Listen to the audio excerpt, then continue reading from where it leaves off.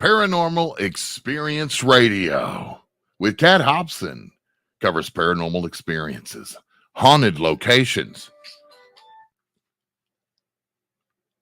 and their histories, high strangeness, including cryptozoology, ufologists, psychic mediums, authors, and media personalities.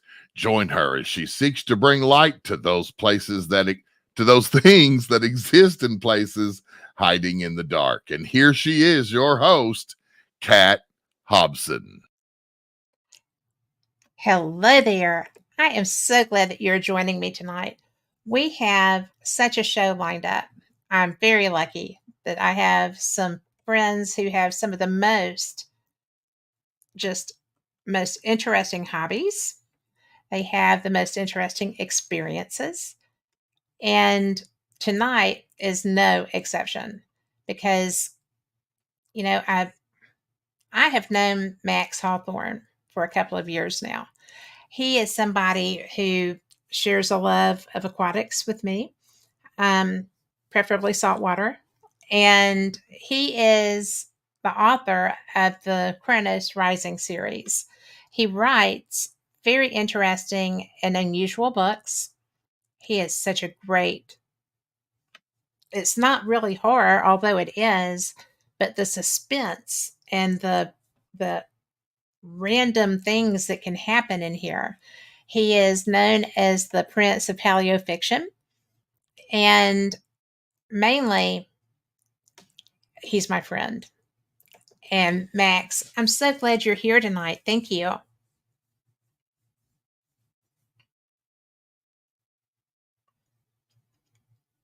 We've been having a few technical difficulties. I'm blaming it on um, our topic for tonight.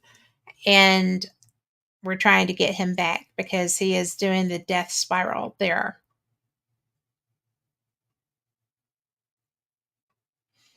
But while we're waiting, I'm going to tell you that Max has actually developed a interest in even more strange and unusual things than he normally does. He has been using thermal imaging around his property. He has found a lot of really astounding things. I've been privy to some of the pictures because he knows that I like this stuff as much as he does. He is really just a brilliant, brilliant human. The books that he writes, the Kronos Rising series, are legion. I'm telling you that this guy, he's just amazing. He's got Purgatory, he's got The Kraken, which was my first Kronos book. It's not his first book, but I love Krakens. I love Kraken stories. I believe in Kraken.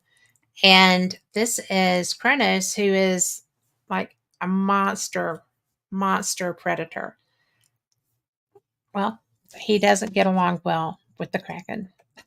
So, I am going to change the topic for a minute until we get Max back in. If he comes in, we will definitely turn the show over to him. But I'm not that great at doing monologues, but I love doing them. I don't know if y'all love when I do them. It's kind of rare. But I have so many exciting experiences coming up. And again, if you're tuning in for Max, he's trying desperately to get back in here. So that's what, the minute he shows up, he's in like Flynn. So we're just going to give him a minute to regroup and be able to come back. And there he is. Hi, Max. I threatened them with a monologue, so I figured that's why your system started working. Yeah, it must be that. I'll tell you. Well, we both know that we deal with the weird and very interesting. And you have lately been having some very odd things for you. And actually, it's been a couple of years now, but it's just so. Give me 2 seconds to throw a giant cat out of my office that's tearing up the place. Oh, wait. Oh. Here comes the rescue squad. I'll lock the door. Mine are dogs, and I actually did not shut my office door, so we may have some wolves coming through. 1 second. Absolutely. You're worth waiting on. He has two of the biggest, most beautiful fluff balls. I love them. I So, love them too, except when one comes into your office there and starts tearing at the blinds and meowing his head off and everything like that, and you're trying to well, have a conversation. I'm sorry. I'm just glad you're here, man. Yeah, I'm telling you, the last time I did a show, like over the course of like an hour or something like that, a dozen times I was thrown off the show, like electronically, and I had to like log back in and come back in. And the host was like, "I've never seen this before," and They weren't a paranormal investigator, were they? it was actually, yeah, Really? yeah, yeah, it was a popular show, and it's like seems like something doesn't want some of the information coming out. I mean, it's the only thing I can say That's because how it rolls. And yeah, it really is so funny because truly it happens all the time. And when I'm investigating, like on location in mm-hmm, places, you always hear about the battery drain and mm-hmm, stuff. But I have had stuff that I caught after I thought my recorders were dead, mm-hmm. which was interesting because there weren't any lights, but I still had evidence. So it just depends, I think, on what kind of entity you're surrounded by. And yours are not ghosts. No. So, well, I know that you got the thermal imager and you got very into this. Why were you having things happen that you felt like you needed to have the equipment to investigate, or were you just playing with it and started finding things? Um, well, it started, gosh, let me think, that 8 years ago. It was like November 16th of that year. And I had been picked up my daughter from aftercare at school late November, and it was obviously dark already at that point on Eastern Seaboard, where I'm in Pennsylvania. I mean, by then it's dark at like 4:30 or something like that. And as we were driving home, we were passing through this development that was surrounded by the woods, and we encountered something uh, that should not have been there, but it looked like at first I thought it was a piece of debris lying in the middle of the road. And since it was a development, everybody was inside eating dinner at this point. You could have a child running around, maybe, like a teenager, who knows what. And it was like some flurries blowing around and stuff like that. It wasn't sticking. Remember, I checked the temperature; it was like 36 degrees at that point. But then all of a Okay, sudden, I'm I'm driving gonna home. Yeah. I'm gonna stop you just for a second. Do you Sure. have headphones in? So, Do you have earbuds in? Headphones no, in? no. Rex, I, um, Race is having a difficult time with hearing you, and I didn't know if it might be feedback. So, I can put these things in right now, but I can. It's probably because I'm stuck using the microphone from the monitor. So I maybe if I move understand that. a little closer, is that better? I think so. Okay. I apologize. I tried setting up the headset, but the system wasn't recognizing it for some reason. So I had to That's rely on the built-in mic. well. Race says that's much better. Okay, cool. So I yeah, could I'll hear just you, but he is the guy that has like the full system that he's trying to put us out over. So I always try to make sure Race is happy. cool. So, Yeah. so So now, yeah. what happened was you're driving along. It's like a empty street or whatever, and there was this object 50 feet ahead of us. And so I looked, and I said out loud, I said, "Oh, it looks like we've got a piece of debris on the road." So my daughter was 7 at the time. She was in a car seat. She leaned over, and otherwise I would have thought I was nuts. Well, I still think I'm nuts. But anyway, and so I thought it was a box because it looked like it was about yay big from my Hmm. perspective. It was dark colored. And so I figured, okay, it's a box or something. I'm going to straddle it, tires, instead of running over it, obviously. It could have been a box of nails, Right. make it flat. So I'm now crawling towards it. And as I start to get close to it, it starts to move and Oh, blinking out. So I figured, okay, this is the flap of the box. And the flap of the box explains why it's getting taller, because it's getting pushed up by the wind, silhouetted, whatever. So I'm watching, and it starts to like lift itself up, and pretty soon it's not a box, and I'm about, I'm gonna say it was at most 30 feet from my headlights, probably more like 20 or 25, and there's this creature in the street. It had been apparently face down. I think it was hurt. Like, I don't know what could happen. Maybe it hit a power line or an owl nailed it, or I don't Right. know. But and it like looks, so it pushes itself upright, and it's looking at me. And it was still sort of semi on the ground, like crouched, and it had a head about the size of an apple, and kind of bristly stuff back here, and it had like dark gray skin and blackish eyes and a black mouth. I don't have a black mouth because it started like this, like that, Oh, and yeah, jump scare. and yeah, and I was looking right at it, and my brain is like, for anybody who's ever read like my Cronus Rising novels, there's this computer system there called Archimedes, where you could take like a bone fragment or a tooth or Hmm. something like that, and the system could analyze it and tell you what animal this was from, and it would go through the whole animal kingdom like light speed images, like narrowing it down. So my Right. brain started doing that. I was trying to like identify what this was, So I'm like, raccoon, possum, rabbit, groundhog, and there's nothing. Like it's like almost like the homunculus from that old Sinbad movie, something like that. Yeah. And yeah, and so I literally like was like, and then it sprang up in the air, and it looks like it changed. I mean, it sounds crazy, but No, go wings ahead. came out. What? No, it doesn't sound crazy. Go ahead. I'm It did to fascinated. me. Well, So sure. all of a sudden, You're like, facing that. yeah, like these wings come out like this, and it's now hovering in the air on its own power, about eye level with me, and maybe 25 feet from where I'm sitting, I guess, including the hood of the truck. Okay, Right. and I'm looking right at it, and now it looks different. It's like more ethereal looking, something like that, like the body and the face and all was kind of like silvery white and almost like it's semi-transparent or something like that. But the wings were what I was really staring at, because It they were was sort of, winged. yeah, it had wings like an insect, Hmm. and there were two sets and they were matched. And the wingspan, we estimated, me and my daughter, based on the width of the dashboard, it had a wingspan of like between 3 and 4 feet. I would say probably Wow. closer to 4 feet. It wasn't a little tiny thing, let's put it that way.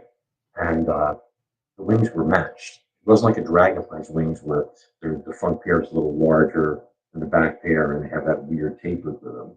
And these Hmm. things were like elongated ovals, like petals Yeah. almost. And they were both going like vibrating like that real fast, like a hummingbird or something like that, to hold it in position. You know? Really. And yeah, and we're staring right at it. I'm like, daughter, it's a fairy, Daddy. It's a fairy, like that. And then I think it saw her the first Right. time, and it like, because its head went like this, and then it went whoosh over the truck. It was gone, and it was an incredibly powerful flyer. I mean, like fast. Oh, so and now I'm like crawling the rest of the way home, talking to myself, driving. I'm like, it was like, what was that? And as a as an avocational paleontologist, I know a Yes. lot about prehistoric life, and I'm trying to. Is there any giant insect that exists or used to exist that could explain this?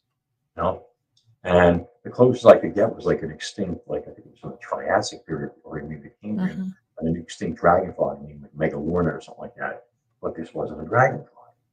It was like I don't say angelic, but it was like this Fey creature, Fae. That's what I think at least. And so that's how this all started. We walked in the house, and like my my daughter was Did like Ada dancing. run in and say, "We found a fairy"? Yes, exactly Yes. that. And my wife is like what happened? I'm like, I walk right into my office. I'm googling like largest bat in North America, which of course was stupid because I knew it wasn't a bat. I was trying to Right. grasp onto something, you know.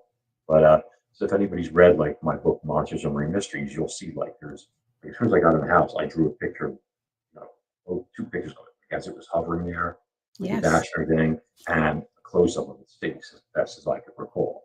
You know, and luckily I used to be an artist. If I was an animator at one point and everything, so I can draw. But it's crazy. I mean, and so that's like, you know, and then everybody I told this to, of course, mocked me, said I was nuts, you know, all sorts of other stuff. Oh, please. I talk to people who have seen Mothman. I go to Mothman museums. I have people that, I mean, and don't forget, I know your personality and I Mhm. know you're not making things up. Oh, We've talked for yeah. years. So, If I was going to come up with a story, let me tell you that it never would have dawned on me for that one to be. yeah, I can see And that. I mean, I ended up severing ties with a sibling and his children because I took so much abuse for the two of them that I just cut them off. You know, I was I'm like, so sorry. oh, I'm not. You know, Well, I mean, but I mean, you know, nobody wants like to be belittled, especially when they've seen something that was that shocking. it was like, you know, like the one was like, okay, so this is what happened. So like you said there was like snow and everything. I'm like, yeah, it was a tiny bit of flurries and they were blowing around. So some snow collected on a branch of a tree and then it fell down in front of your truck and the wind took it and swirled Oh my around in gosh. your mind. And I'm like, right. That's why it was sitting on the ground initially and it had like dark gray skin and black eyes and a head and it looked at me and it hissed at me and all this other stuff. I'm like, no. You know, I mean, it was like, And looked at Ava. I mean, "Hmm, hello. yeah. That's your flag that no. Right. So then, so what happened after that was I went on this like mission. I was like, I am going to prove that this thing is real and that they exist and all this stuff. So I started getting trail cameras and leaving them in the woods in that area and behind my house, behind friends' houses and things like that. Anywhere in that general like Bucks County vicinity, you know, to see what I could find. You know, and I mean, I was leaving out bait, all sorts of stuff and everything. Um, Did you find any anyway, Bigfoot? mhm. Did you get any Bigfoot footage? No, Darn it. but I did get eventually get some of these things on footage, and that was the crazy part. But I had to.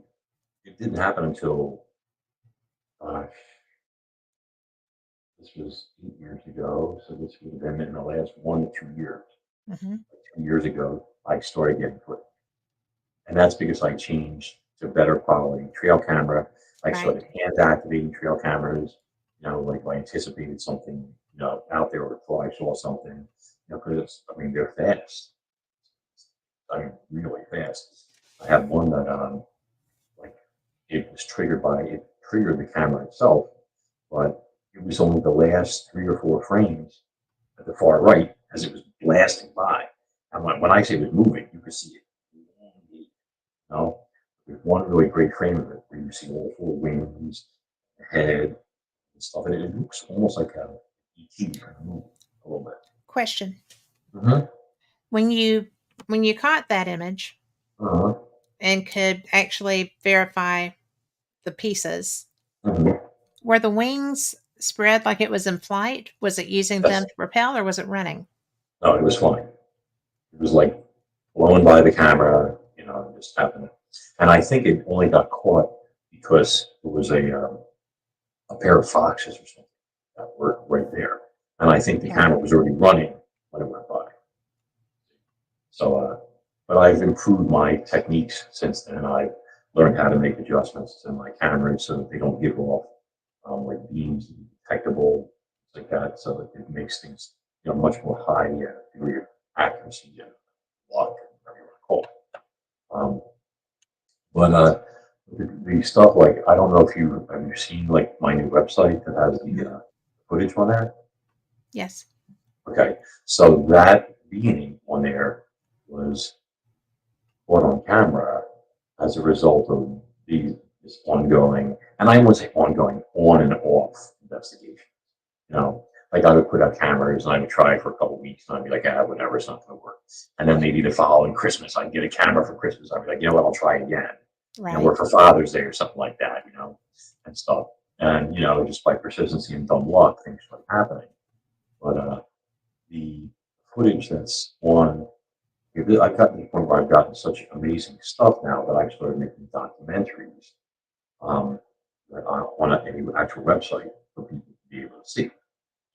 So I kind of put like my writing career on hold, I could say, and instead of writing novels that people, actually buy to read and stuff like that, now I'm writing the scripts for and producing these documentaries to show actual real beings and to see type of situation. Say that last part because you're pulling back, I think.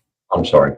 I That's said okay. that instead of like I put like writing all my novels on Right. hold, and it's just funny because people are starting to post like memes are like it's been 80, like you ever see the Titanic one when the lady starts off, the old lady's like it's been Yes. 84 years, and I just saw one today. 84 years since the last Cronus Rising book, and I'm And like, I'm not kidding. That is a serious fan base. thank you. Yeah, I think they're starting to get a little annoyed at me that I've kind of like taken a hiatus, let's say, or something like that. Right. But I mean, with all the stuff that's out there, I've seen so many hoaxes or so many things where people claim this is this or this is that, and you're looking and you're like, so that's a dog man, and like yes, carrying a woman over its shoulder, and all you see is Yes. this black blob in these trees, a black blob. And so when I see these things like on social media and stuff, I'm like, well, I got to find out because I've become very good at adjusting and tweaking images to reveal what's hidden, whether they're Mhm. thermals or infrared or whatever. So when I take an image and I start blowing it up and I start brightening and brightening, brightening, brightening, brightening, and your black blob remains a black blob, and everything else, the trees, the dark around, all the stuff that originally matched that black blob, are Mhm. disappeared in brightness. They're still a black blob. You know what that smells like to me? Somebody put a black blob on top of an image, Yep. like a second layer. Okay. So there's a lot Yes. of hoaxes out there, or a lot of stuff where people see stuff, but they Well, don't have to back it up. yes. And there are a lot of hoaxers out there. I think probably if I didn't already know you and I came across this, Mhm. I would be like, I just don't know. Well, But I do know. Mhm. So, Yeah, I don't like this. I would never hoax anybody. Like the first documentary is on there. I think yeah. it's about 23 to 24 minutes long, and it is literally 30 seconds of footage of a cloaked extraterrestrial. And when you see the footage, first I break it down. I show the raw footage, and then I show, I discuss every aspect of it: the camera, IR, near IR ranges, like everything, the weather, all of it's all there. Okay, I want to eliminate. I'm defanging the serpent with you. Yes. Okay, if you're gonna get people say, "Oh no, it was a fog, it was a mist, it was a pareidolia, a lens reflection, Jack the Ripper," this other stuff. We can Jack the draw Ripper this. coming back because of CERN, right? Yeah, yeah. But Yeah. I eliminate all of that from the get-go, and then I show the actual footage, and then I show how I adjusted the contrast and adjusted the contrast. As you do, the face comes out, boom, and there it is. Hmm. And we're not talking a single frame. I mean, this thing over the course of 15 or 20 frames, it's 20 FPS, comes right out at you. You can see it. You can see brow ridge, conical head, and heavy cheekbones, and a heavy jaw, and the sharp teeth, and the flattened muzzle, and all, there's tubercles on the face and brow ridge, etc. And what we're looking at first, when I first saw it, I thought, oh my God, I got footage of a ghost. Like, that's why I was so excited. I told an old friend from high school, and he was like, "You're an idiot. You're losing your mind. Are you serious?" I was like, "Here we go." Yeah. But then, and when people see the documentary, first of all, for everybody who's listening, just see my name right there. You just go to maxhawthorne.com. That's where it is. And it's Yeah. the first of a series of documentaries, just clear on this. But do you have, did he was able to get the images up that I sent you? Yes. No. What do you want to Yes. pull it up right now? Race, can you pull up? Which one do you want? Um, There. that's He's perfect. got the That's fine. first one. Okay. I was younger here, whatever. So now what you're seeing on the lower right, okay, this is one of the images of the being, but this is where it's still cloaked. So you have to understand that there's like 6 or 8 parts of the video where I was able to get through the cloak and see what's inside. Okay. So here, if you look close, people can see indications of a jaw and eyes and things like that. But the entity is still concealed. A lot of the video is like that until you get through that. But you can see there's a shape of a head, a neck, and shoulders, etc. But the actual stuff we're pulling the money shots, of course, are saved for the actual documentary, and it's quite jarring. I mean, like when you see it, you're like, "What am I looking at here?" You know, and but it's there. I mean, it's 100% there. Um, so yeah, that's the story. You know, there's so many people who have experienced different kinds of ETs, cryptids. Mhm. You know, I am not somebody who is going to be sleeping in the woods unless Mhm. there's like, I'm just not going to be sleeping in the woods. There's no if there is. But much to some of my friends' chagrin in high school that loved to go camping, I would Mhm. go and hang out with them and then I would go home because I'm a great big sissy. But when you start thinking about this, Mhm. okay, this, it is something that I have caught in investigations, Mhm. outdoor investigations. Mhm. And, you know, because if you're at a haunted home, like if you're doing a home cleansing or if somebody has activity at home and you go and you investigate, Right. sometimes it's the property Mhm. as opposed to the people. Sometimes it's the people. Mhm. But I have caught light beings, which is Mhm. how I would reference this, in locations. Mhm. Not real often because, like I said, I'm not somebody that's going to be outside for an indefinite period of time. I am point A to point B, especially when it's way late. Mhm. Okay. But Yeah, it can be scary out there. When I filmed him there, by the way, did you want, there was a young lady named Carol, um, commented something. Did you want I'm onto sorry, I that was in the or? wrong chat. uh, But hello, Carol. Oh, so it was, Carol said hers was, she's seen that, but mhm. but it was an alien, medium sized gray. Oh, I thought when it said medium gray, I thought it was the color. Medium Oh, gray, like well, it may be Walter. gray. She may mean medium gray, but medium gray, prominent chin. Oh, okay. Yeah. So she does mean medium gray. See, what I the have one no I idea. filmed him, and I call him handsome, by the way, which I'm sure he likes. But anyway, um, I could not see him with the naked eye.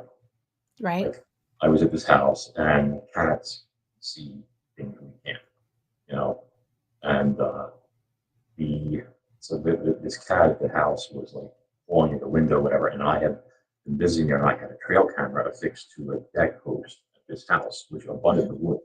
The woods was literally right behind the house. And so, since I had in that area, I had gotten those frames I told you about the fairy flying by, just a couple frames. I went out there. It's like 4 o'clock in the morning, and this is why women live longer than men, as I say, because we do stupid stuff.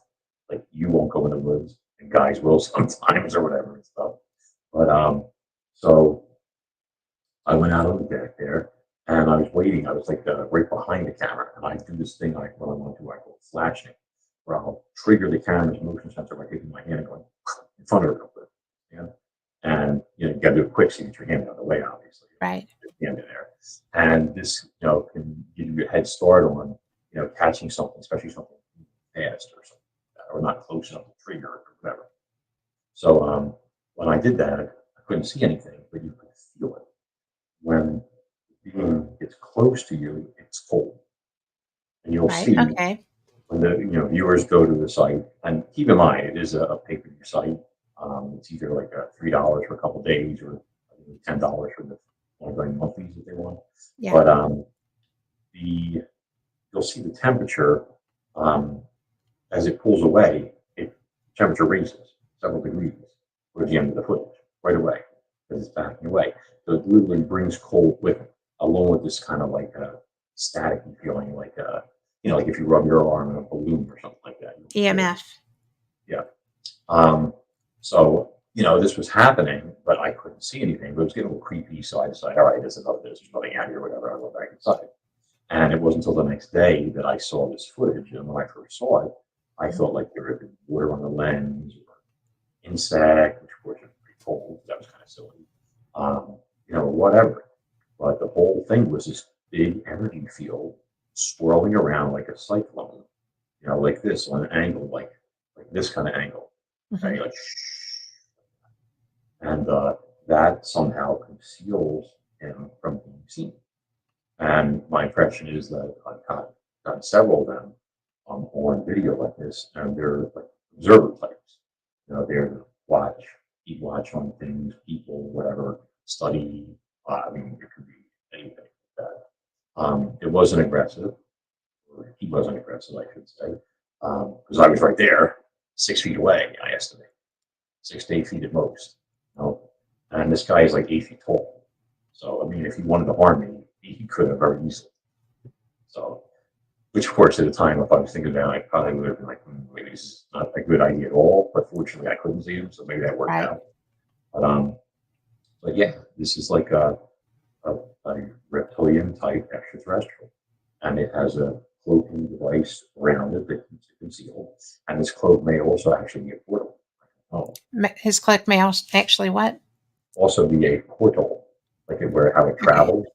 Right. Because I and other viewers, subscribers to the site, have gone through the footage, paused, and all of a sudden you'll look and you'll see things in there, other faces, like somebody was like, "That's a Mothman." Somebody else was like, "I see a gray," and somebody else says, "I think that's a dog man," or something. It's like all these faces in the background swirling around, which begs the question: now, what are we looking at here?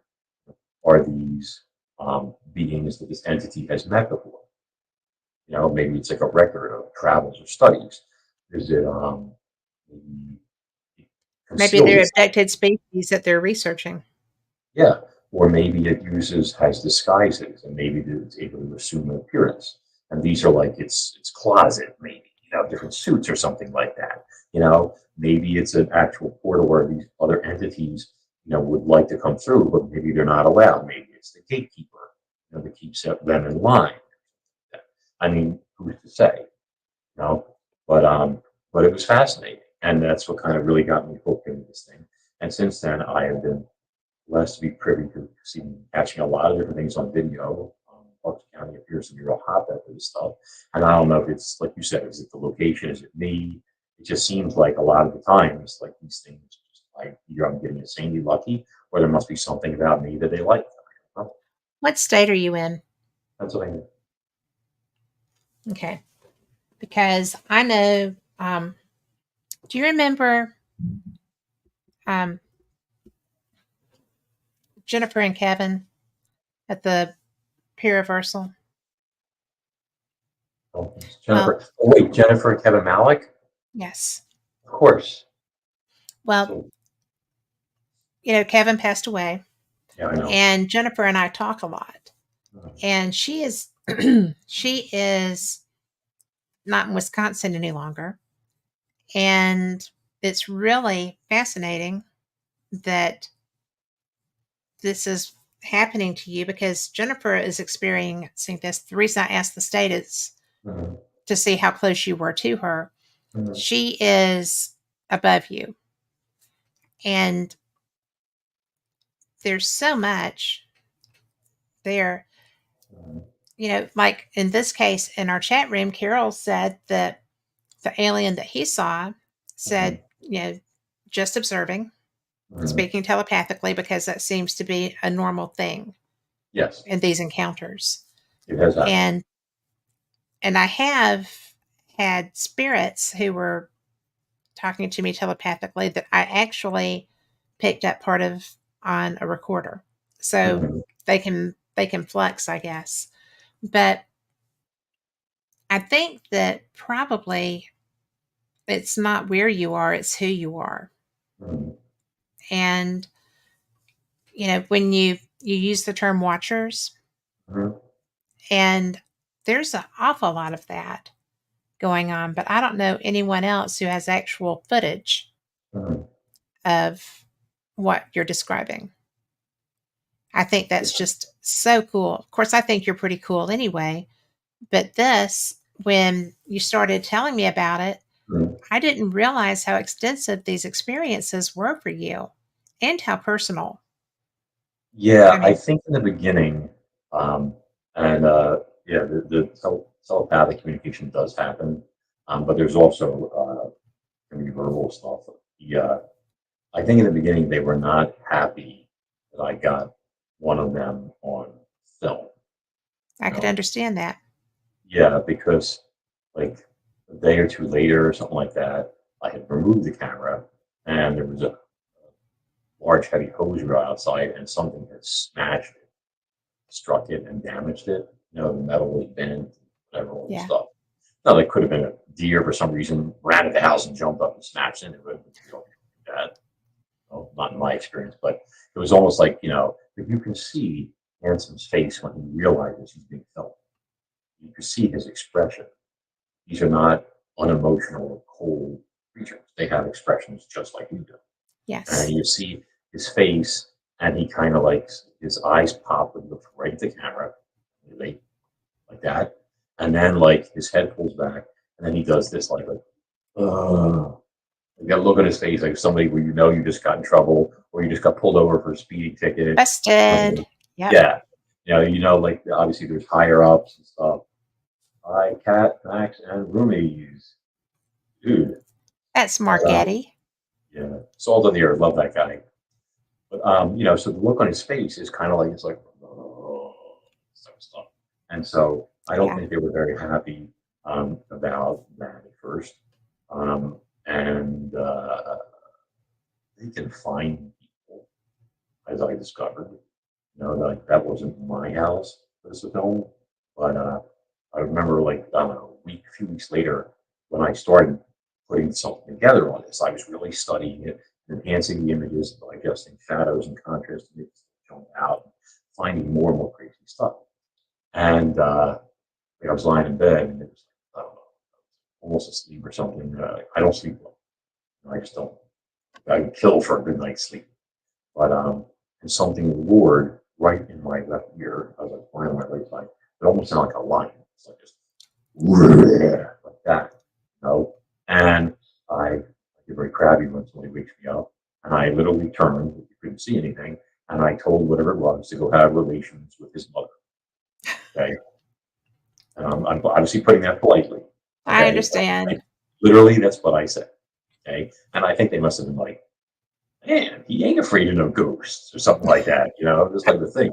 And I think they started becoming a little more interested, like, what's up with this guy?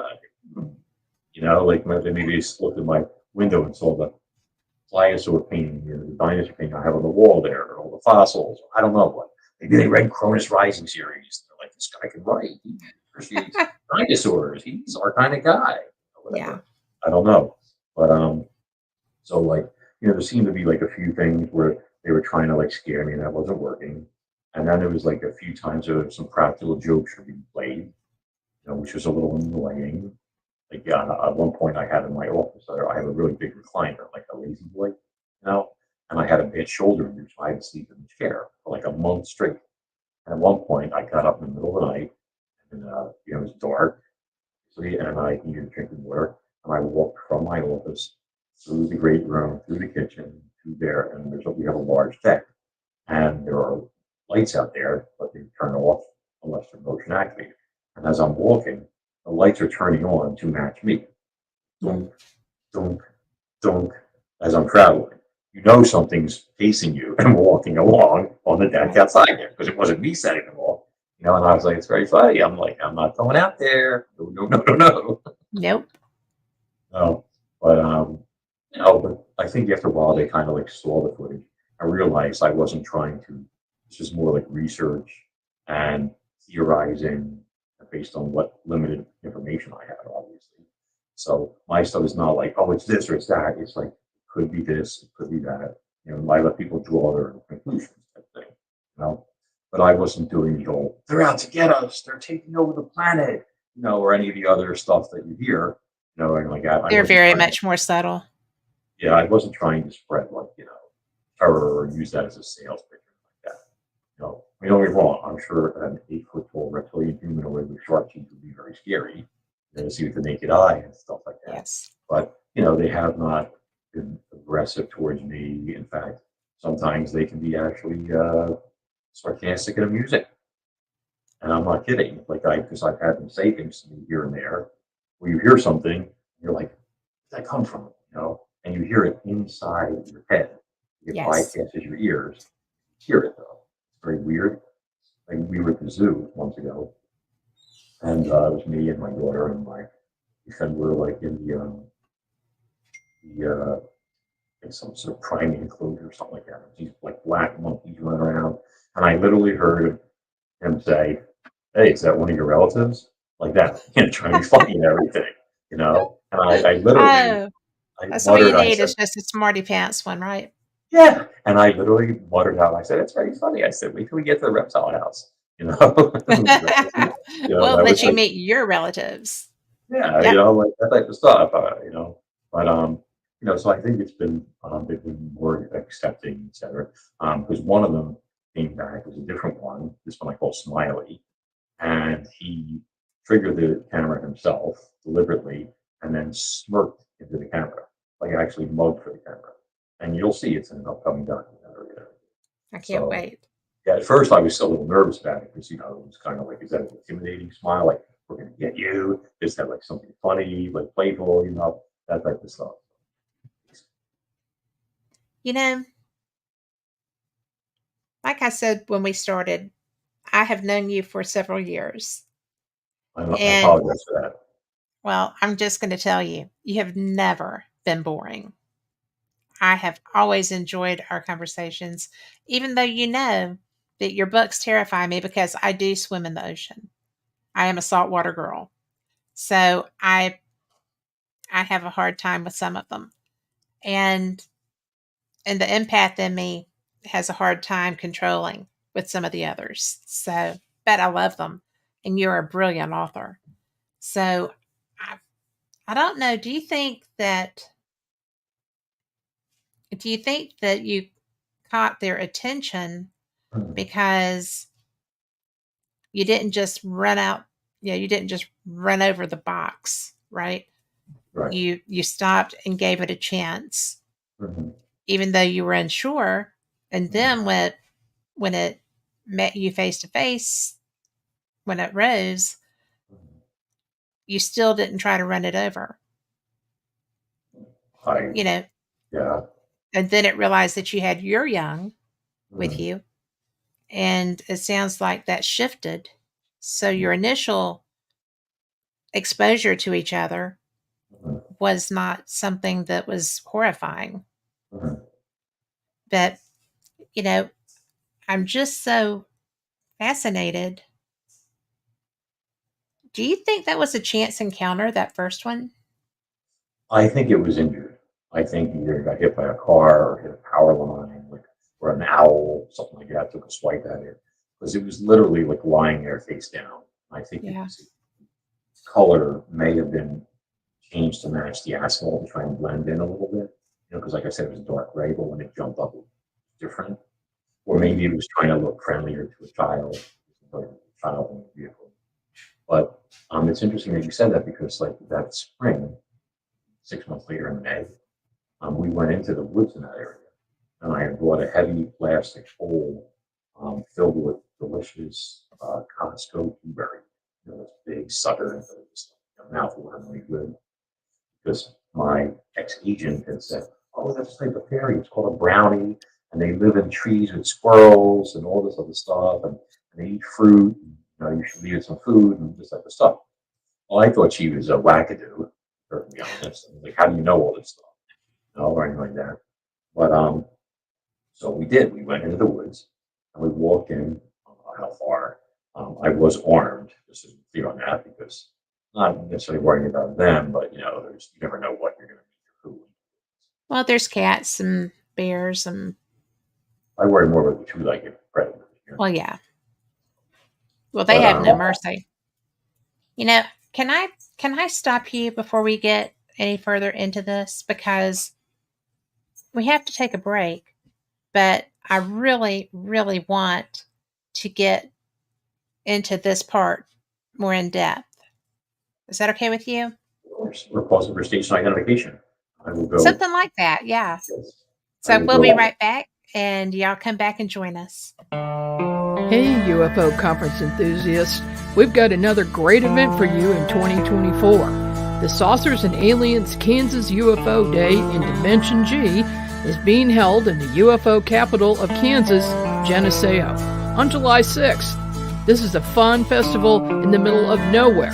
There will be a parade, decorated yards, costumes, vendors, speakers, and a showing of the movie The Day the Earth Stood Still. Appropriately, an 8-foot-tall statue of Gort and a statue of Klaatu will be dedicated. This will be the only museum in the U.S. with these custom-made statues. If you'd like to donate to the statue project or attend the event, visit GeneseoMuseum.com. That's GENESEO Museum.com. Be sure to bring your camera when you attend the event. That's GeneseoMuseum.com.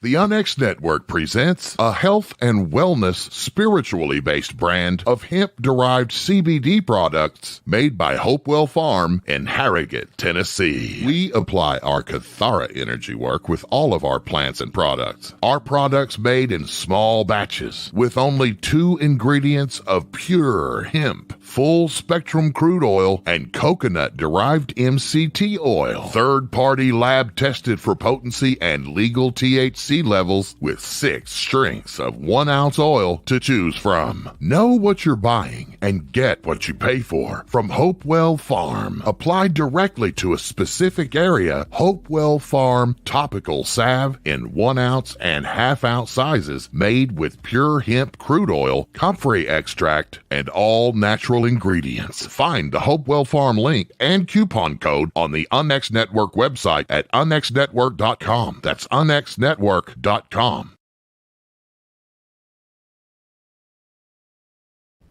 This is Margie Kay, and I'd like to say thank you to all of our KUNX show hosts, staff, listeners, and viewers for making us number 1 on Paranormal Talk Radio.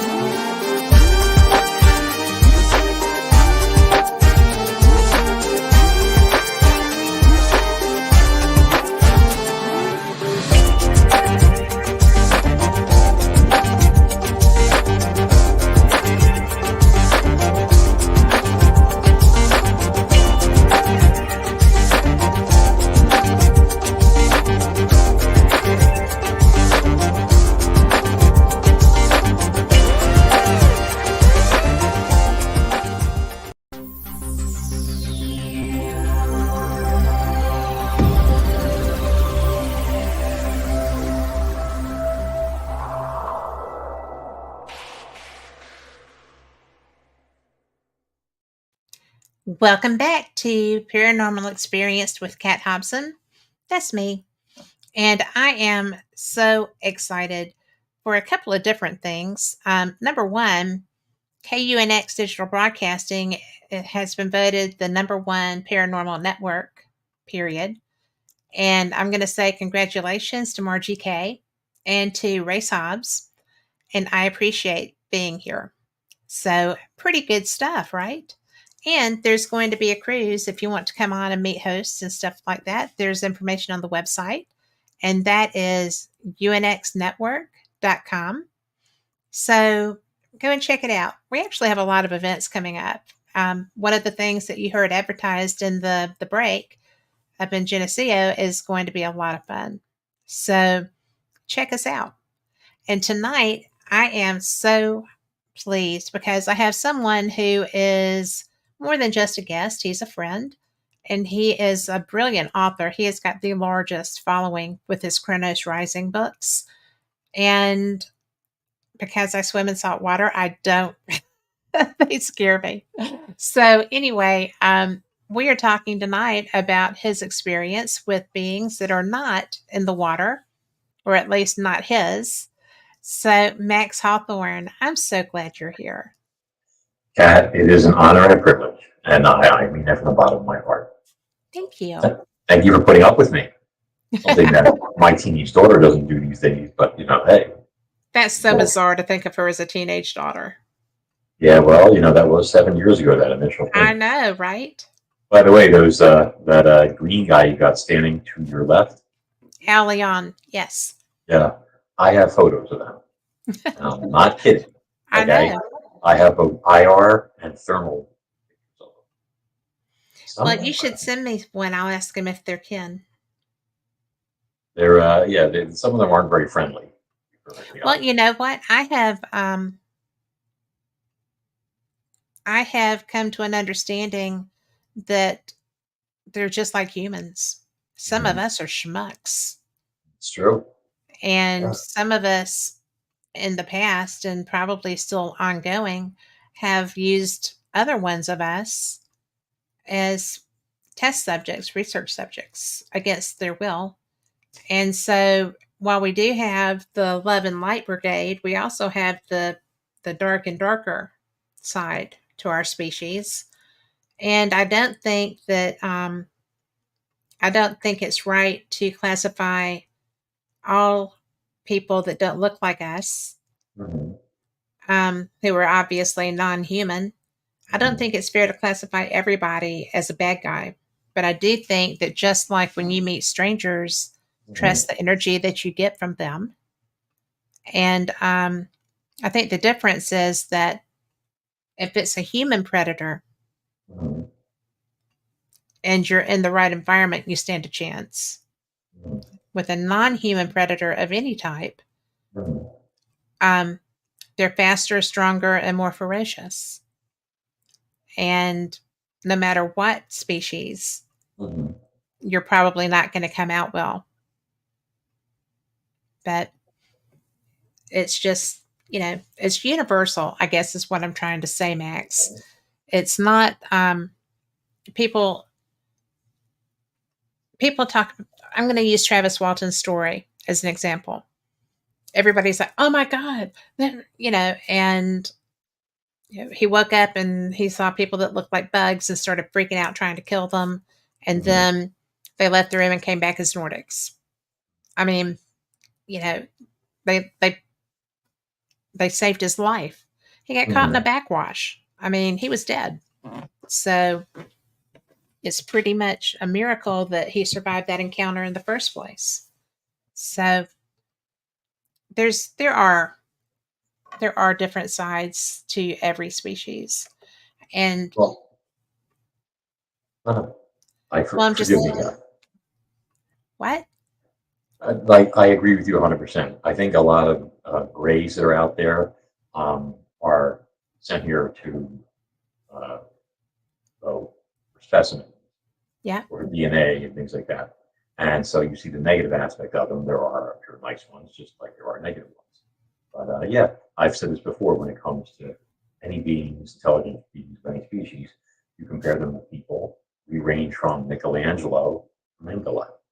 Yeah. I'd much rather have the former than the latter. Without a doubt.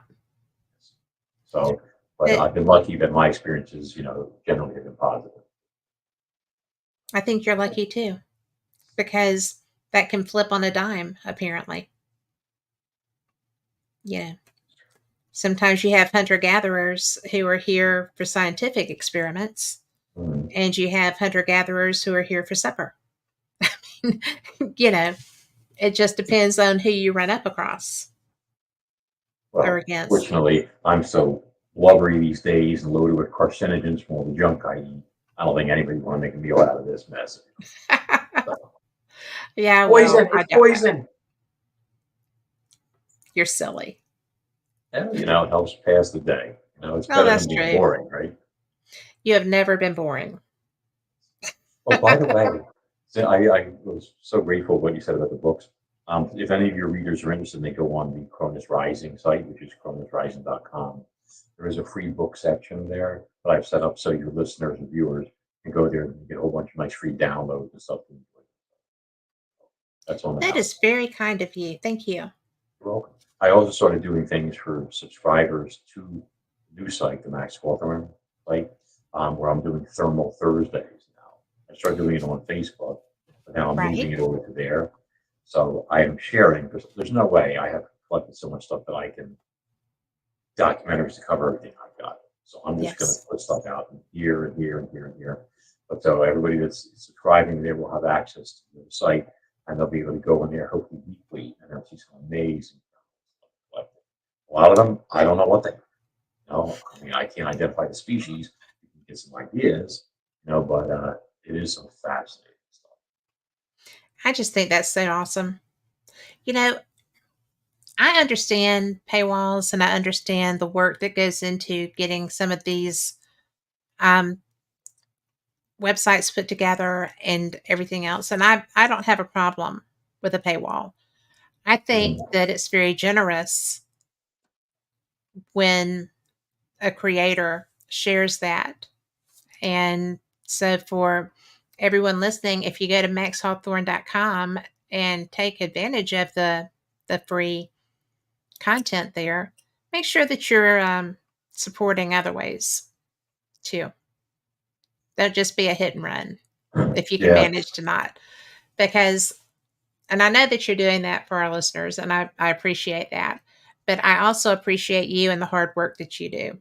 So if people go and get something that's free, make sure you Mhm. peruse some of the other stuff too. There might be something you can't live without. Pretty sure, yeah. I do try and give them some stuff they can't live without. It seems like, I don't know, for some reason though, like powers that be don't seem to want it get out there. My They website do gets not want it out sabotaged. there because if it gets out there, Max, Mhm. they have to admit that they have lied to us for centuries. Of course, they don't want to get that out. Yeah, my site was crippled for like 2 months straight. I mean, like somebody got in there and did repeated damage to the site. I mean, yeah, it was a nightmare. I had to like so many people were canceling because they were upset because they paid, let's say, $2.99 for a 2-day rental, and the site was down the entire time for the 2 days plus that they were, a subscriber. So I had to Right. deal with that. I mean, all sorts of things, crazy stuff that should never been happening. Then crazy stuff keeps happening. I've gone on like a big interview and like a pre-recorded one, and in the middle of conversation, the power of my house goes out. And then it comes back on 6 minutes later, and he's emailing me like, "What happened?" Da, da, da. And I'm trying to write it back. Before I click send, the power goes out again, and now it's out for hours. So that whole interview. I mean, it's like 2 times I was on live shows, and my site crashed mysteriously for the entire duration of the show, plus 15 minutes. Now that happens one time, you'd say, I guess it's a coincidence. It happens 3 times, something wrong. You know? So, Well, but anyway. you and I both know people who have shows or participate in shows, do things, who wind up finding out that somebody that they were working with Mhm, was not a civilian. mhm. That Well, happens. I mean, people get embedded in projects. mhm. I feel like they do. I know, there's all kinds of case history on that. But it's disconcerting because you're watching something good and you realize that it is maybe being tainted somewhat. And there's a show that's on now that had that happen, and the owner of the site was like, we had no idea. This guy is working for the government in that capacity. And so that was something that kind of got people's emotions involved, because there's a lot of incredible research happening there. And it would, so you have to be careful who you allow into your circle when you're dealing with stuff like this. The person that I'm talking about was truly interested, fascinated, and was actually on the side of the angels with the government on that, but it was just so easy for it to have gone the other way.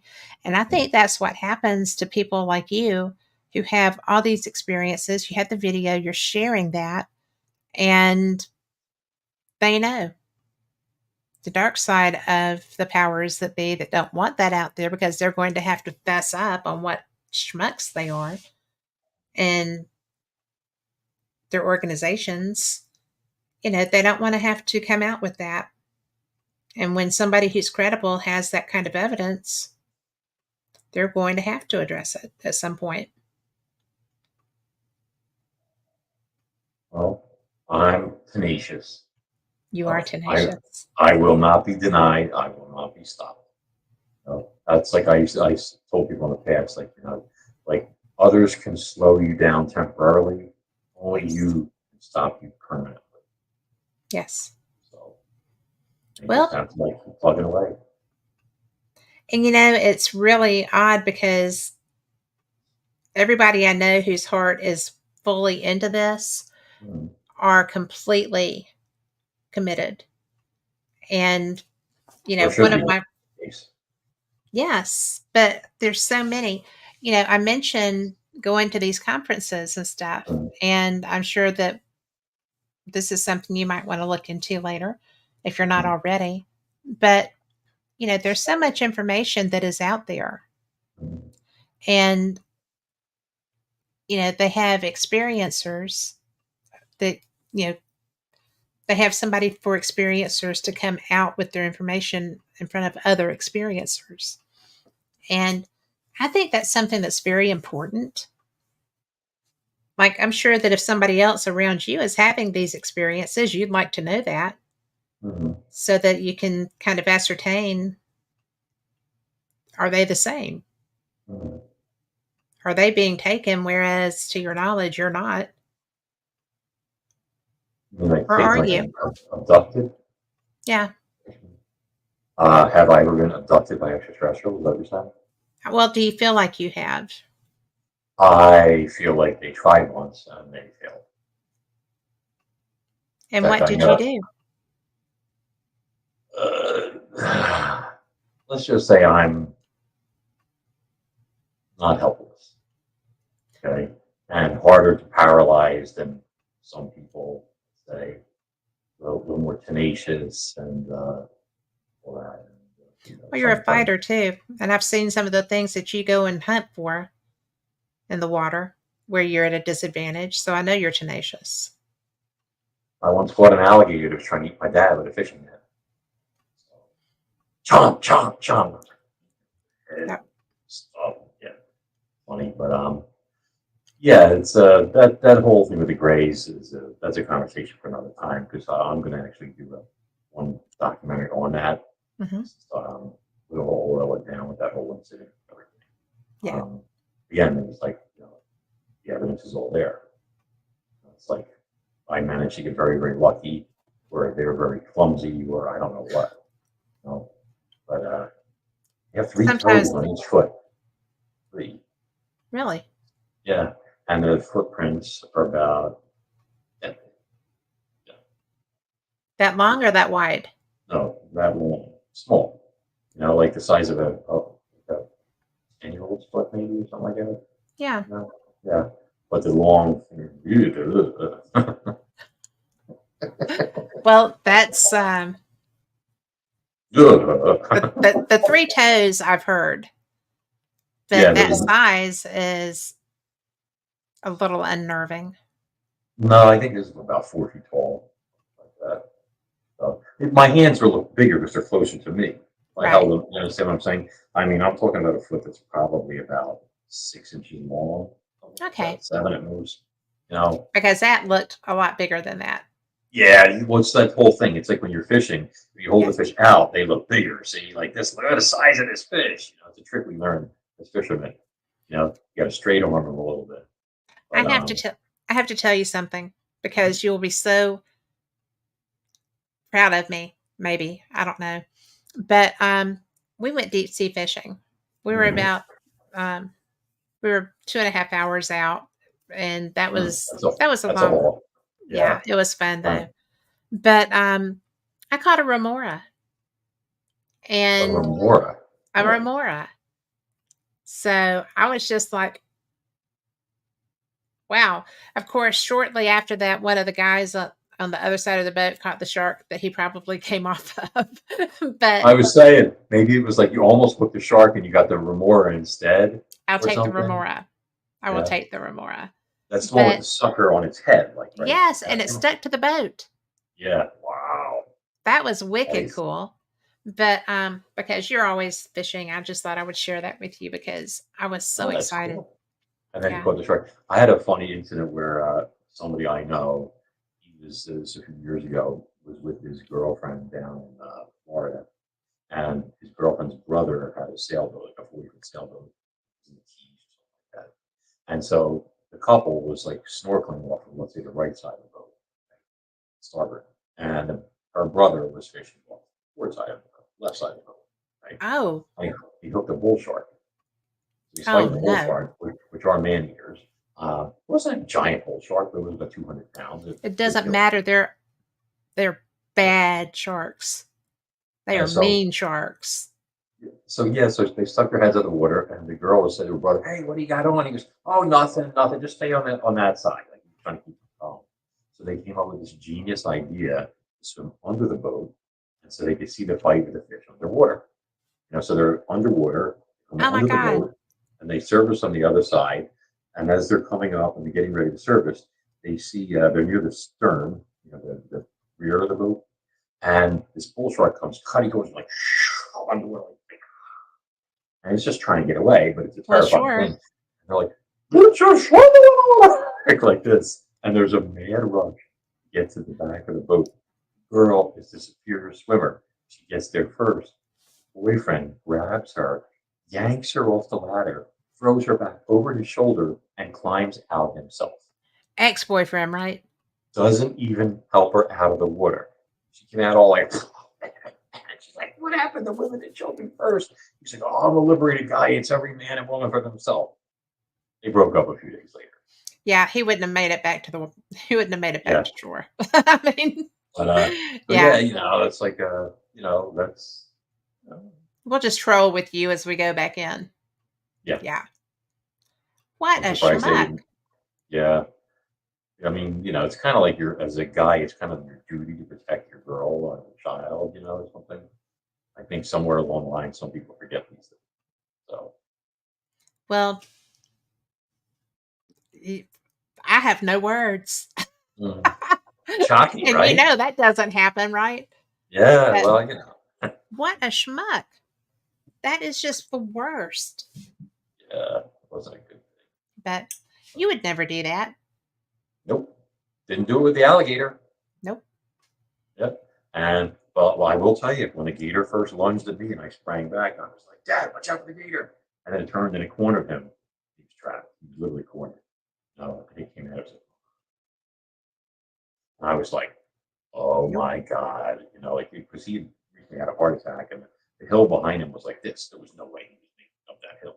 He was literally trapped. And your instinct is like, time to get out of dodge. Several hundred pounds of reptile with teeth is coming out of the water. And I was like, I can't let him get eaten. Damn it.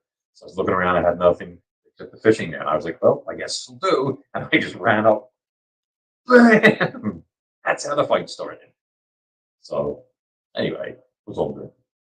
Well, that is if you only knew what we know now, you could have just laid on top of him and grabbed his mouth. But that is still, I'm not going to do that.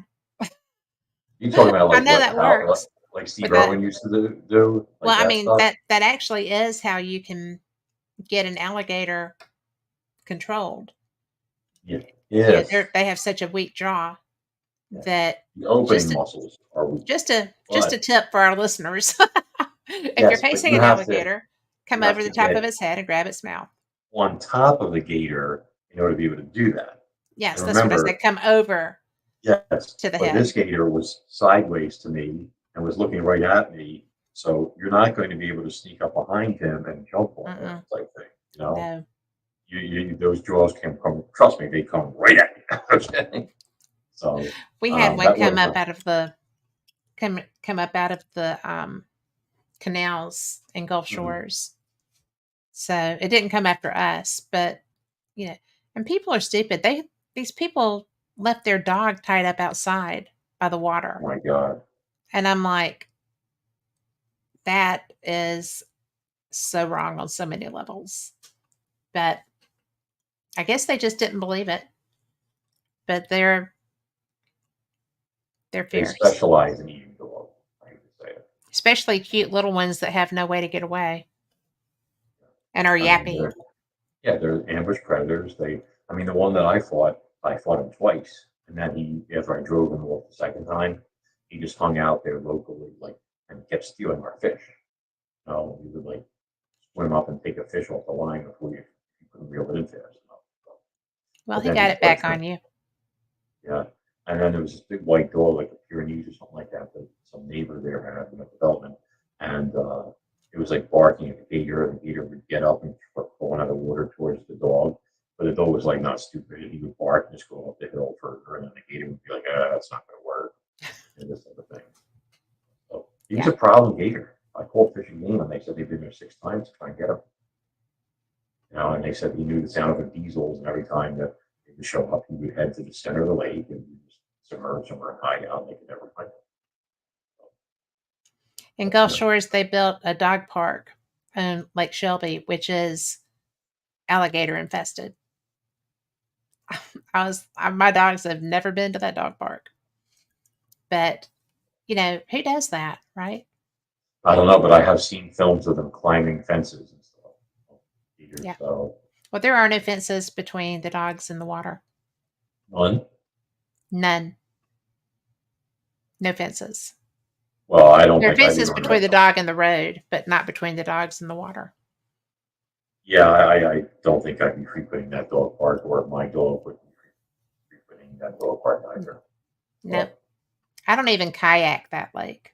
mhm. I mean, I'm just like, nope. Not just no, but nope.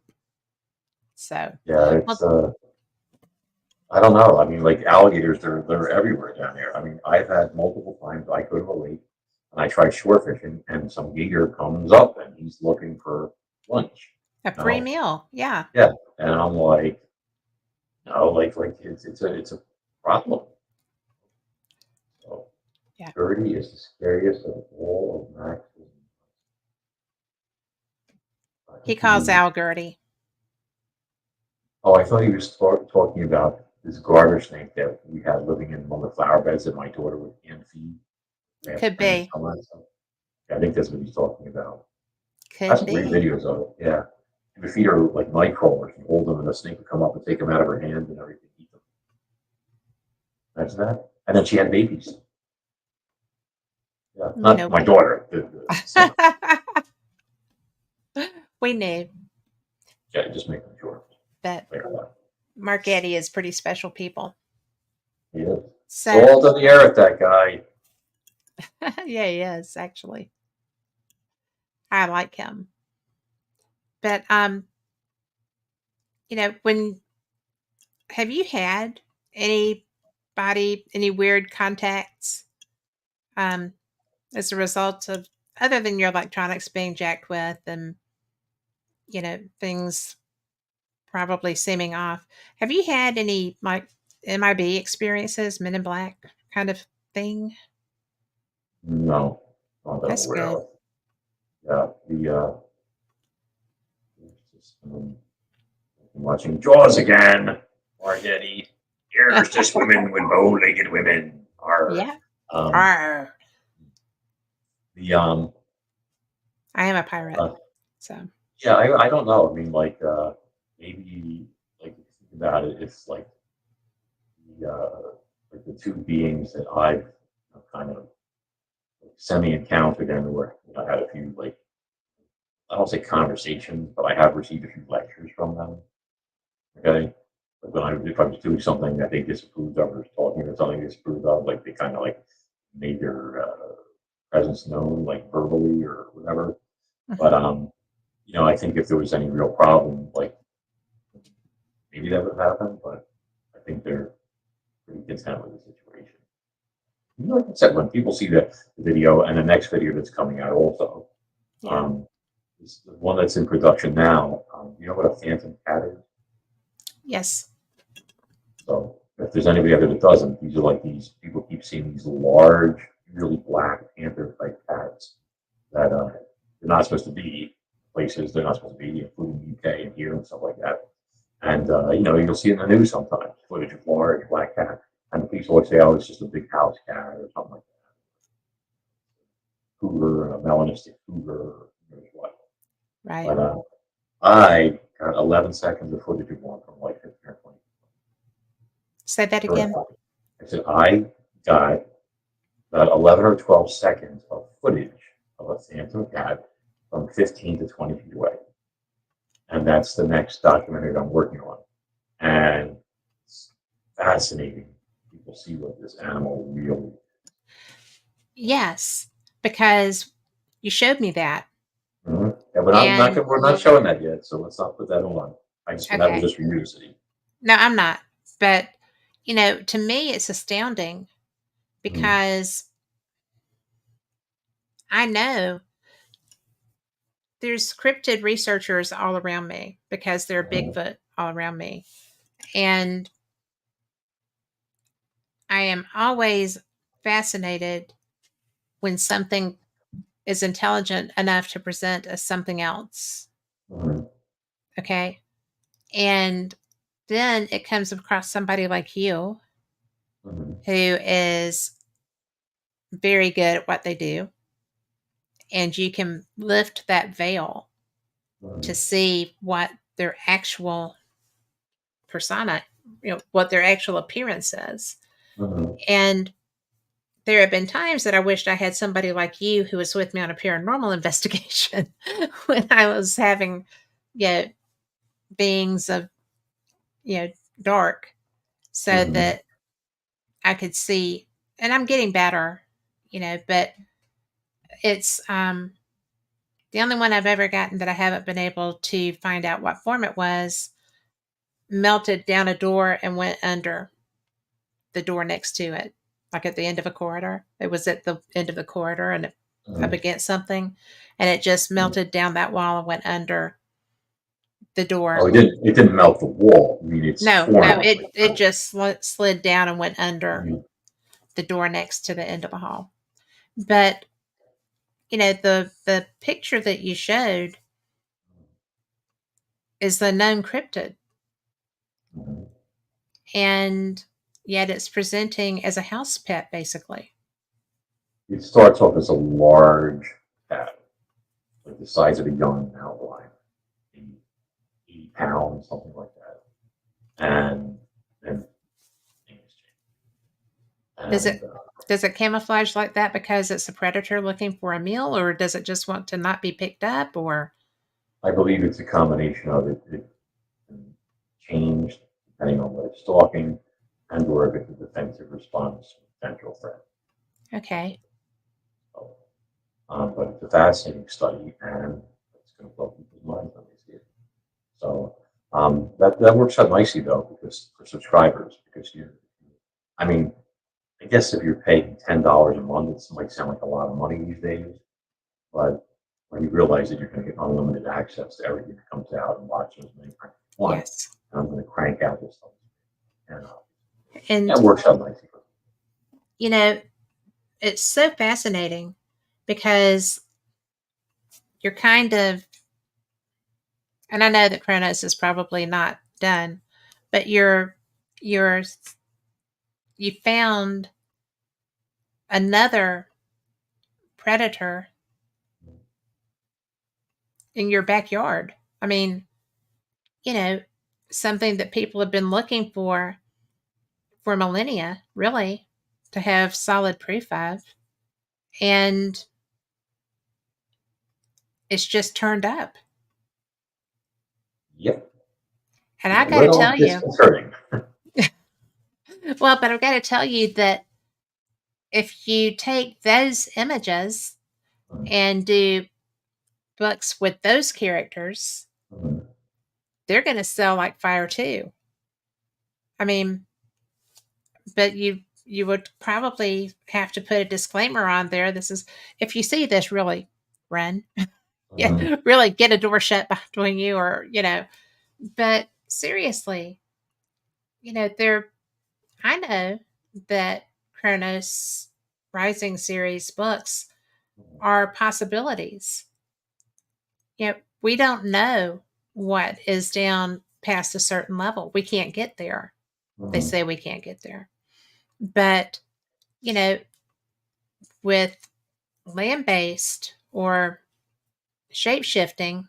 or any of that, that to me is much more frightening, because am I going to be probably swimming where there is Kronos? Probably not. But am I going to be out wandering down the road somewhere sometime? Probably so, because I go out.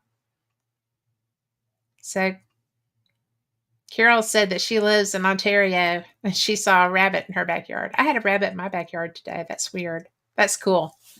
So nobody ever talks about rabbits with me. They always tell me about monsters. So No, I get rabbits thank all you, the Carol. time, and deer, and squirrels, and assorted birds, and eagles, believe it or not, and hawks, and We have raccoons, tons of hawks. possums, and toads, and tree frogs, and snakes, Don't do snakes. all turkeys. I mean, I have like animals galore. When I was putting out the trail cameras and stuff, I would get so many animals every night. Wow, they're like everywhere. No, but yeah, Well, they were here first. So, yeah, but it's I I much more enjoy being near the woods, let's say where I live, as opposed to when I used to live in Brooklyn. Uh, yes. People aren't supposed to live, house, house, house, house, house, house, house. Oh, look, there's a tree. Like that type of thing. To Yeah. me, That's why the book is A Tree Grows in Brooklyn, right? yeah. My daughter lived in Brooklyn. No, she lived in Queens. I'm sorry. She did live in Brooklyn to start with, and then she moved to Queens. But I agree. I do like a neighborhood because I'm not the most handy of people and neighbors are nice. But and I did live rurally at one point, and it was always an adventure with big cats. Mhm. And no, I'm the only cat I want, that's taller than my house cat. Nice cat. Yeah. Yes, Yes. AAT. It's funny. You just maybe remember something when you're talking about, like what it might have inspired some contact or something or some curiosity. Mhm. How I handled that thing with the box and trying not to be an animal or a creature or whatever it was. But that spring, like I told you, we went into the woods. Remember, I just started talking about this and we took the break. Wanted to Mhm. explore that. So this is what we did. We went X number of yards, 100 yards, 200 yards. I don't remember what it was, but into the woods, and we found this little clearing, and there was a strange. There was a large tree had been cut down in one spot, and it had a perfectly smooth uh, cut to it, like almost like a table, And it was the only tree that was cut down. And it was just really nice table, like stump, okay, and like logs that were around that you could sit on, fallen logs. Okay. Yeah. So I put the bowl in there, and keep in mind she was like 8 at this point, and I made this whole, what I thought was pretty lame speech It's very Yeah. embarrassing, but I did it. She wasn't going to do it. We had encountered you or one of your people 6 months ago and communicate fruit, and if you wish to reach out or anything like that, with me in no harm, yada, yada, yada. Here's my email.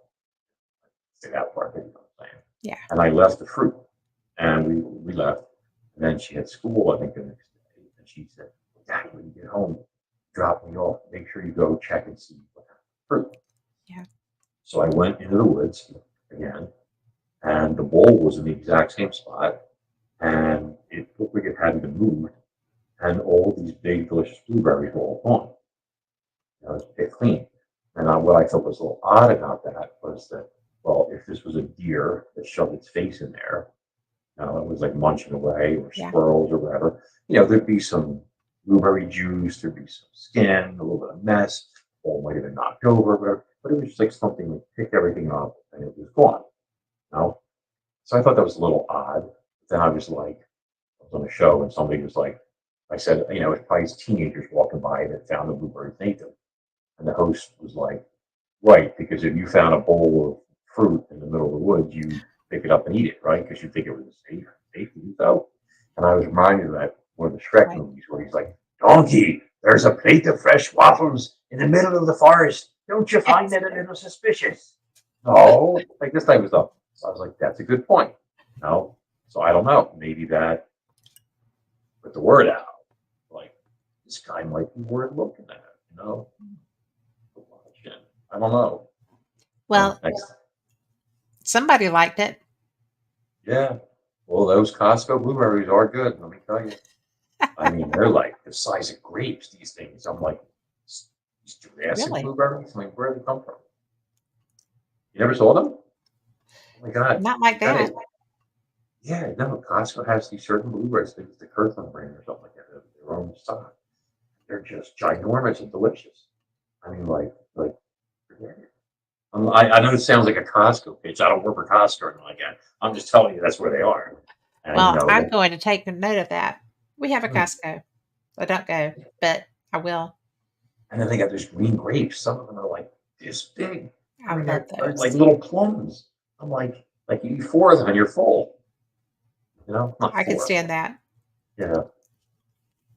I'm a fruit girl. So fairies apparently like fruit. That's episode 13. And shiny objects. Now, shiny objects, I have actually, we were doing an investigation. The paranormal team I was on at the time was doing a public investigation, and it was in the woods. And we've already covered how I feel about that. So Yes. I had one of my friends said, here, take a lot of these dimes and, just strew them around. And the fairies love that and they'll protect you. And I'm like, from what? What do fairies protect you from? I don't think I like this, but I did. I mean, and I noted where I put them, and when we were getting ready to go, they were not there. So I was just kind of like, well, things to remember. Something shiny, put it down. I've seen Olaf. Sometimes he'll start blowing itself in the air that's not there. Like he'll climb to the top of the cat tree and he's reaching up and trying to bat at something, stand on his hind legs and get something, and there's nothing there. There's no insect. It's not a fly. There's literally nothing there. Right. But it's like he sees it. And that's the thing I like about cats, and I mentioned this in the documentary. They see in the ultraviolet spectrum, which we not. And they also have infrared thermal heat sensors on their skin and things like that, so they can sense it. So cats are amazing. Again, I'm a cat person. Obviously, because 30-foot, aka the village idiot, aka Olaf, whereas Ava calls him Chunky Cheese. Okay, he was in here earlier, destroying my blind. Oh my God, he broke it. And I'll have to fix that later. But anyway, so good stuff. Well, I have followed Olaf for that long too. Do your cats react to? Well, they're never outside, are they? No, and it's when it's like winter, if there's snow, once in a while we'll take them outside for a little bit. But Mace likes it. He'll stomp through like with his tail up like a flag, like take you over. And Olaf, as huge as he is like a frightened child, will climb up Ava like she's a telephone pole and try and get like whatever.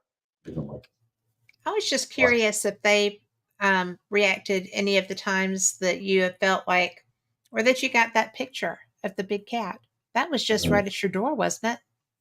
That was see. A lot of people think when they see the Answers footage and stuff that that's my house, and that's not my house. That's somebody I know who lives in Bucks County, where I managed to get some of the fairy footage. But Okay. the big cat was literally outside of my house on a security camera Yes, on a shelter. because that cat was probably one of the most alarming images I've seen once you decloaked it. Yeah, I mean, people see it. Mhm. that was not a friend. Yeah. Actually, I don't want to say it right now, so I'm going to save it for when that comes out. So we'll talk about it, on the show and everything. But yeah, it's an incredible creature, and I don't know if there's a lot of them out there or not. Like you said, people can look at these things forever. But no, I just got very, very lucky, I guess. So, Well, you kind of create your own luck in a lot of ways too, because you're not afraid to do testing and stuff. If somebody were having these experiences, okay, similar to what you started with, mhm. what would be their best way of chronicling what they're going through? Or Well, I even guess ascertain, like, how would you guide someone to decloak? you mean an entity to decloak? Yes. I don't think they'll do that. I believe that they have very, very strict rules about exposed humanity. That's like a punishable offense. Okay. And I don't think it's going to happen. I think there are certain beings that those rules don't apply to, like ones that are maybe more earth-based, like or man or something like that, or Bigfoot. Now, these beings are probably have different rules.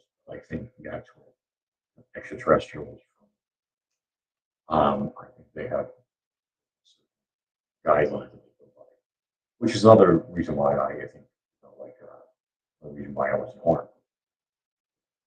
Um, I think there's a code of conduct for how to do it, not allowed to do. So, but well, if somebody was going to like chronicle stuff, I would certainly um, keep a diary and save images, evidence, and things like that. I've gotten a partial track from one of my scaly friends, and it's sizable. It's all kind of track that's like 7 inches across and like 21 inches long, which is the Okay. size of an enormous Bigfoot track. So, I'm sorry? also, I said it's the size of an enormous Bigfoot track, except Yes. that they have non-retractable walls front or toes, exactly. So, That's you not a didn't know bear.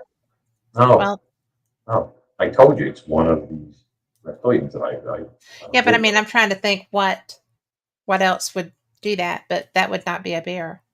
No, because bears have 5 toes, but Yeah. also a 7 inch wide track the size of a grizzly. And I don't think there's ever been grizzlies in Pennsylvania. Even, You'd be surprised, normal. probably. I'm Yeah. always surprised by what I find out actually is where I am. Mm. So, but the chronicling part, that's a real skill, and that is something that a lot of people who have these experiences are trying so hard to run from those experiences. Mm. And you didn't do that. You just got right No, in the dirt. I am all kinds of stubborn, okay, and um, but you got to do what you got to do. You know, Not I everybody write does about it. well, I write about monsters for a living, Yeah. and I see monster books, historic stuff, etc. I don't know if you read the Sleigh, that Christmas horror novel. That was pretty scary stuff. Yes, that That's like was, you know me. hmm I read it like this. hmm Yeah. Yeah.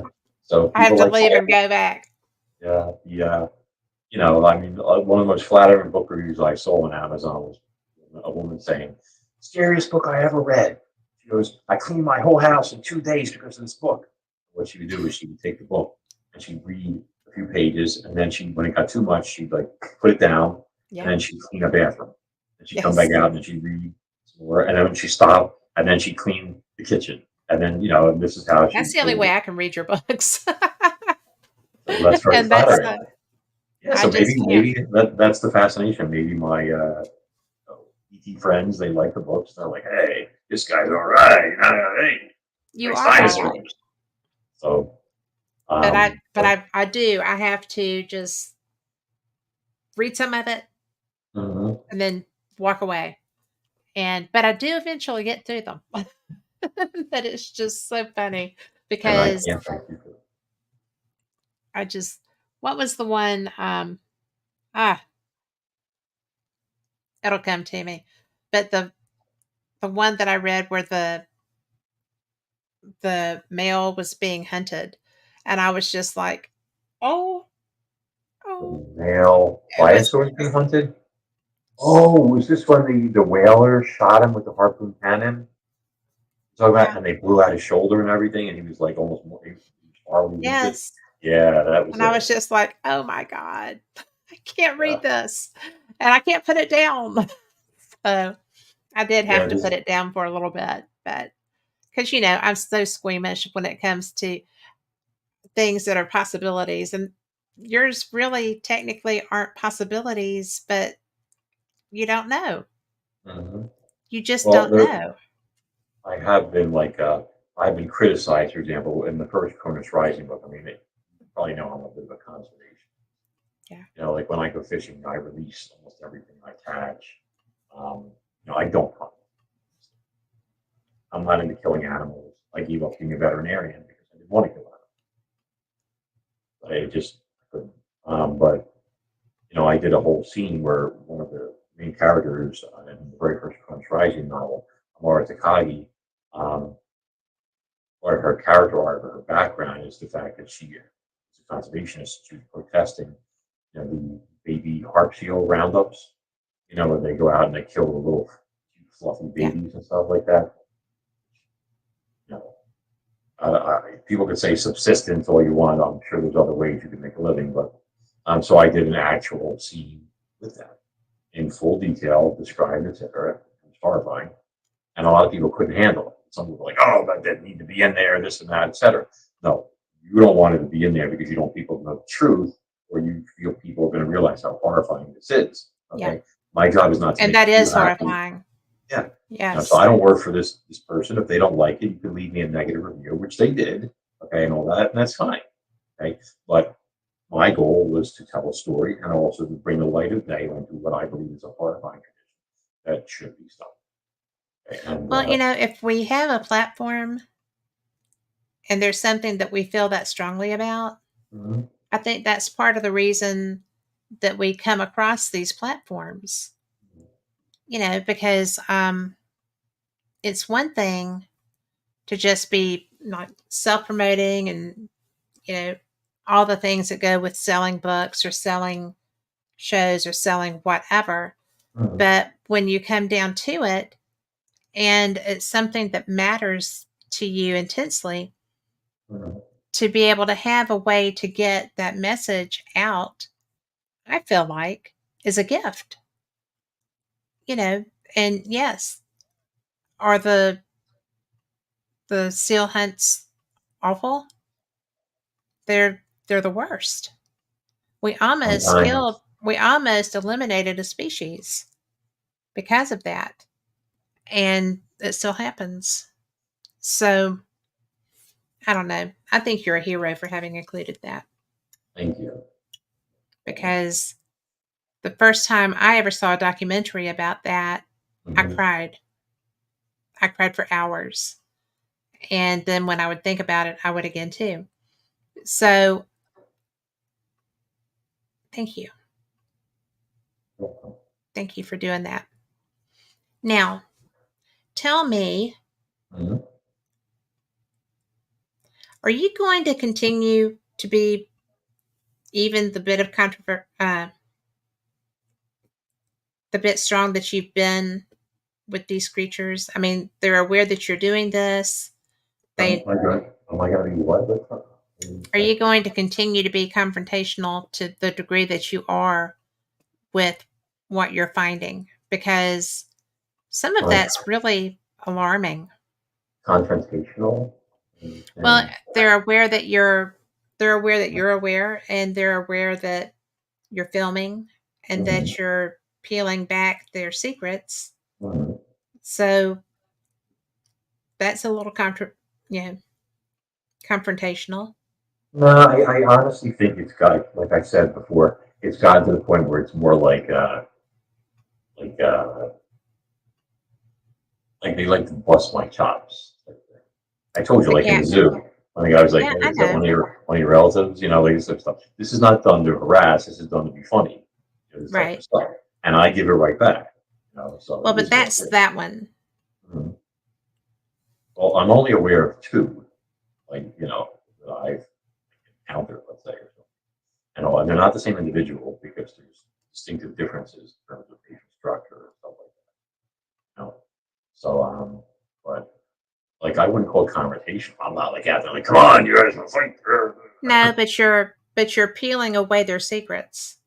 Well, I think that some beings kind of want people like humanity to know that there's more out there. We're not alone.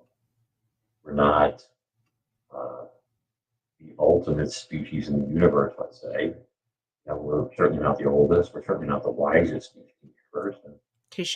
think that there's things that we can learn from other beings, just like they can learn things from us. So it's, I guess, how you approach the situation. Well, But if you're worried I'm gonna get kidnapped by Grays, I'm not into that proving thing. I told my boys, keep your fingers to yourself. Daddy don't roll like that. Whatever. we're just friends. Just Right. friends. Yeah. You know. Well, it is something to consider though. Because if you've caught the eye of one species, Mhm. then if there's a true like federation, Mhm. then they communicate. I do get some weird dreams. That's for sure. And stuff.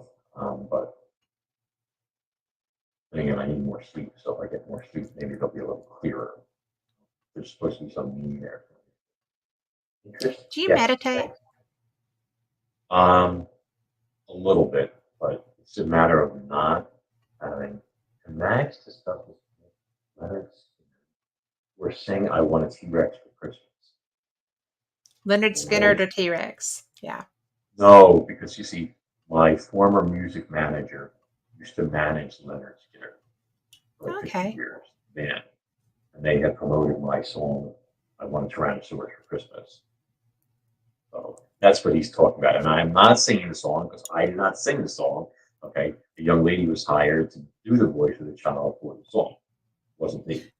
Well, I'm going to tell people that don't know what we're talking about because they can't see chat that Mhm. Mark Eddy wanted me to ask you to discuss your connection with Leonard Skinner and Mhm. also to ask you to sing I Want a T-Rex for Christmas. So that's what that's about, people. Yeah, But if anybody wants to hear the song, I'm sorry. I just think that you're so diverse, Max. You really I'm are. all about diversity. Well, Man. yeah. Well, there's nothing wrong with that. If Mhm. we weren't different, we wouldn't have a very interesting place to live now, would we? No, plus I get bored. And I like to do a lot of different things. Like there's a famous saying, probably heard, a jack of all trades, but a master of none. Oh, yeah. Type of stuff. And you'll get like some of these like professional paleontologists who, get pissy about me solving paleo mysteries like that they failed to, like how plesiosaurs swam, or why they had long necks, and all this other stuff, like or why megalodon was a scavenger, and they get annoyed that some amateur, can do things that they Oh my can't. gosh. No, it's true. And then you'll hear like the phrase, jack of all trades and master of none. But the real saying is actually a jack of all trades is a master of none, but is still better than a master of one. See? Yes. And that's why I'm able to do things, and I'm not trying to brag, that they can't, because I've had so many different experiences in terms of anatomy classes, physiology classes, time on the water, underwater, all you put it all together, you learn all these things, and then instead of just looking at bones all day, which are a little, I mean, how much can bones tell you? There's only so much. But if you put the whole picture together, ecstasy, swimming with sea turtles, all this stuff like I've done, that all of a sudden things jump out at you that otherwise, and that's the putting all the puzzle pieces together. So, yeah. So I write. I mean, when you're an author, writing a book is a short jump to writing poetry, and writing poetry is the same as writing lyrics or a song. It's all about beat, rhyme, and so forth and so on. And the T-Rex song for kids is so great, and the book I wrote, the kids' book that came out was so awesome. Yeah. The adorable drawings and all that stuff. So it was a fun thing to do. Well, of course it was. It's what you do best. So, I well, like to make people laugh. well, we are just about out of time. Tell people, maxhawthorne.com, but tell them where to find you for other things too. Sure. So if people are interested in the books and the free stuff, you just go to my audit website, which is cronusrising.com, which is Cronus with a K. And if they want to go see the ET footage and the Damn Cat footage that's coming up next, that's maxhawthorne.com. And that has like, we do a 2-day rental for 30 years. Good deal. You're going to find me on Facebook. Hold on. It is facebook.com/realmaxhawthorne. Yes. Accounts out there for some reason. And if you're on one of my sites, though, there are links for all the social media, for Twitter and Instagram and stuff. So Yeah. Oh, and I do have a really cool group called Monsters and Marine Mysteries. I encourage You do have what? I have a Facebook group called Monsters and Marine Mysteries. Yes. That features a lot of cryptid stuff and images that I found that other people, whatever, everybody shares their stuff together. Well, I love that one. But we're out of time. Thank you so Yes. much for being here and My for pleasure. sharing. And thank you for sharing those photos because they're very eye-opening. More to come. I can't wait. Thank you. So- Have a great day. You too. And for everyone listening, thank you so much. Namaste, my friend. And I am so glad that you were here to enjoy Max. I will be back for Fate Magazine Radio, Sunday night, and my guest will be Mike Ricksecker. So y'all come and enjoy him too. And we will be back. Same cat time, same cat channel. Be blessed and, hug somebody. It's always good for you. Wonders for your blood pressure. Bless you. Good night. Oh.